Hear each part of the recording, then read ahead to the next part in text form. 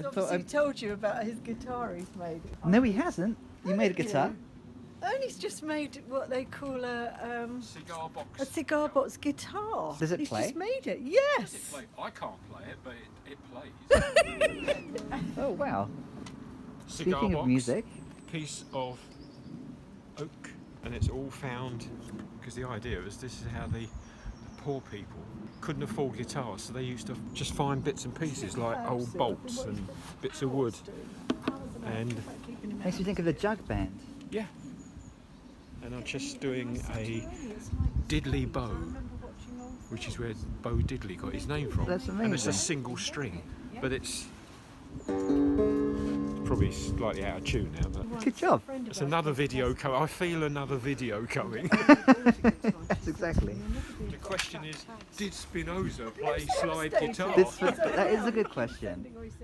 Into the Field began with Rumi's poem about a field beyond our ideas of right doing and wrong doing. But in recent weeks, I've been using the metaphor of a field before our ideas of good and bad to help us understand Spinoza's understanding of what we essentially are before good and bad come into it. And for Spinoza, that's striving beings. By virtue of existing, I desire.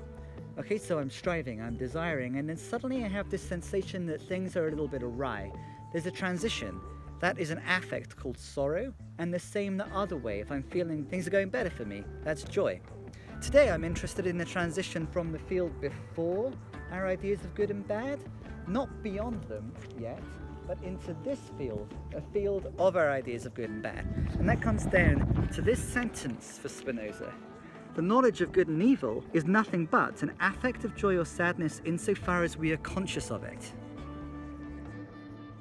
Good morning, more Spinoza today, and picking up where we left off yesterday, the knowledge of good and evil for Spinoza is nothing but an affect of joy or sadness insofar as we are conscious of it. That's from part 4 of human bondage in Spinoza's Ethics. Bondage to what, one might ask? To the passive affects themselves. It's all about acquiring just the right manner of consciousness about these transitions. The good transition that we call joy and the bad transition that we experience as sorrow. And that's encapsulated in this passage from the preface to part 4. As far as good and evil are concerned, they also indicate nothing positive in themselves. For example, music is good for one who is melancholy, bad for one who is mourning, and neither good nor bad for one who is deaf. Still, we must retain these words. For because we desire to form a model of human nature, which we may look to, it will be useful to us to retain these same words with the meaning I have indicated. For the rest of this week, we'll follow John and I as we travel down that path and up to the top of that field where we'll transform a tree into a hedge.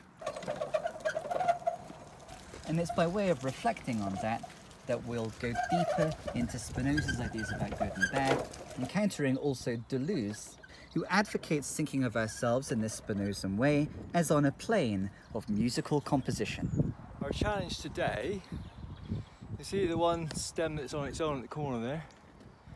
We're going to cut that down and lay it that way. So whereas I had one big oversized stem going up there, what I'm now going to get is several stems coming fresh next spring from the same root, and later on in the process I will earth up this area, which means that this stem will now root into that earth and begin to produce independent plants. We're going to cut that down and lay it that way. And the reason you're here is because you can pull a rope to help it go the right way. Come and have a close look first. This is the size of stuff that comes out of an old hedge that's not been managed.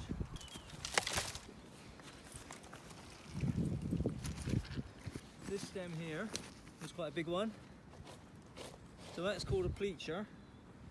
I've cut it down when it was upright there, cut off the heel.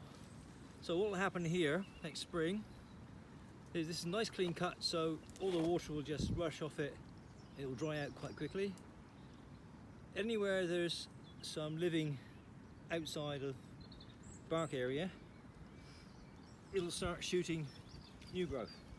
So the first thing we'll try and do is get a rope on that thing so that when I do the chainsaw work on it, we can draw it over. Let's go down this way. let's see what we can do. So the first thing we'll try and do is get a rope on that thing so that when I do the chainsaw work on it, we can draw it over.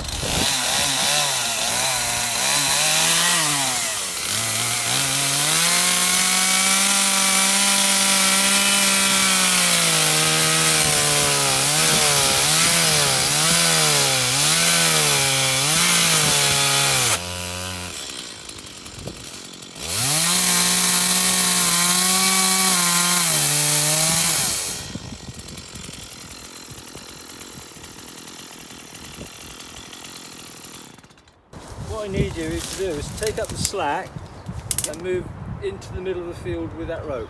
Okay. You've got it in the right place now. Keep going. Keep going. Perfect. That's really quite good. So we've got a long cut that's taken off every aspect of this side of the stem. From now on, as the spring comes, all the sap that's being drawn up by the activity in this stem, looking for sap to come up, will come up that side. Nothing will happen here because that's just core wood. And then on this side, completely new shoots will come out of that bark and give me some growth here. What are the qualities of a good hedge? Diversity, so lots of different species, and density, lots of stems coming up frequently. We'll keep them as trophies, they're great. It's also providing a feature on the landscape. I mean, if you look over there, that landscape is characterised by hedges and woodlands more than anything else. As luck would have it, the farmers doing their practical thing have generated a habitat that generates an abundance of diversity. We like that.